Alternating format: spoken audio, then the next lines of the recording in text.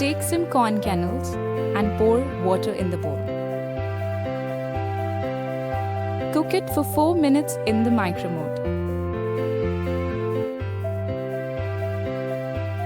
Now add chopped tomatoes, chopped onions,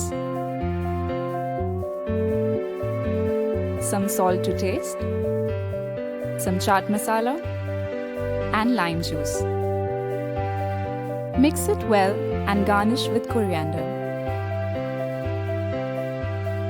Corn chaat is ready.